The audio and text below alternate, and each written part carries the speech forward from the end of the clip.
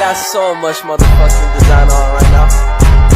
Break it down, bring it back, make it clap. I got 3 old thoughts, new block, where that thing. Bitches on my line, and you know.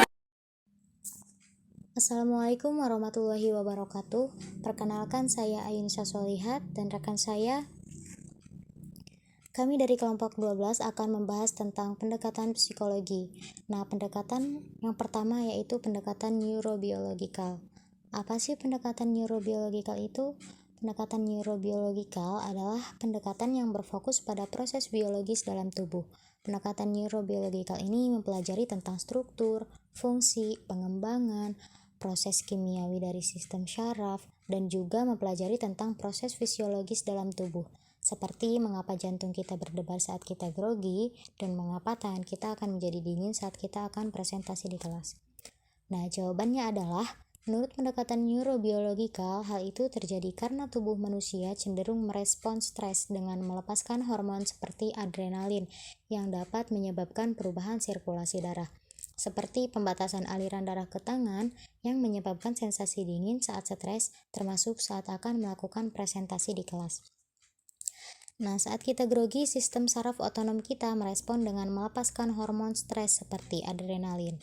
Hal itu memicu peningkatan detak jantung sebagai bagian dari respon fight or flight.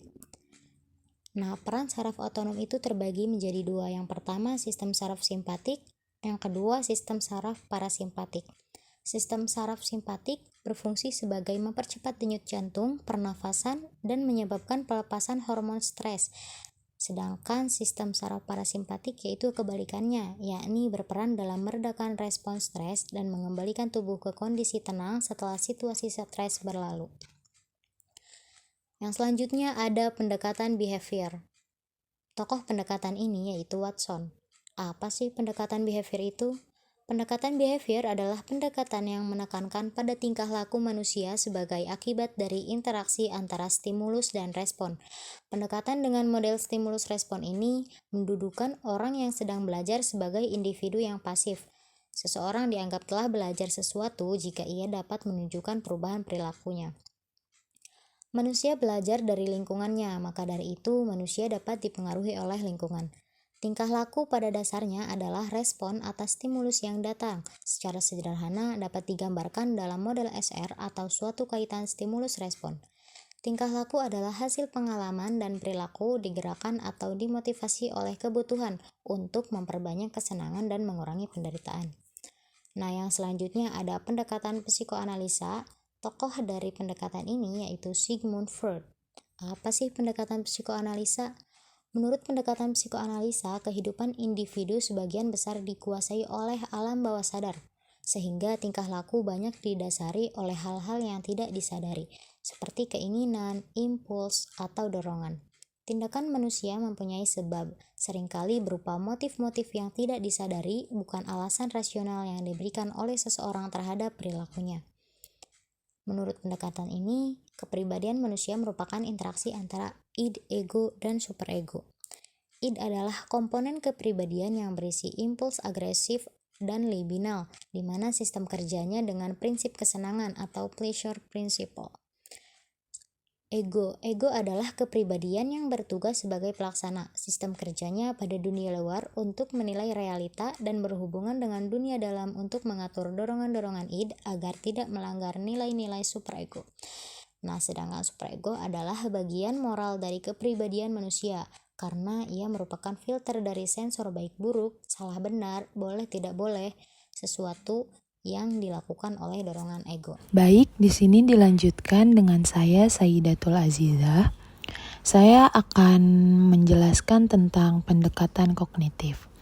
Apa sih pendekatan kognitif itu? Pendekatan ini menekankan bahwa tingkah laku adalah proses mental karena individu atau organisme aktif dalam menangkap, menilai, membandingkan, dan menanggapi stimulus sebelum melakukan reaksi.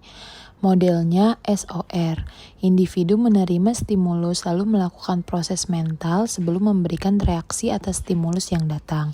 Psikologi kognitif berusaha meneliti proses-proses mental dengan cara objektif dan ilmiah.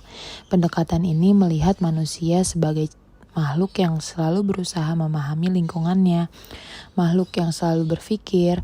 Perilaku manusia harus dilihat dari konteksnya. Perilaku manusia bukan sekedar hasil dari proses menanggapi stimulus yang diterimanya. Nah, yang kelima itu ada pendekatan humanistik atau pendekatan dalam psikologi yang terakhir.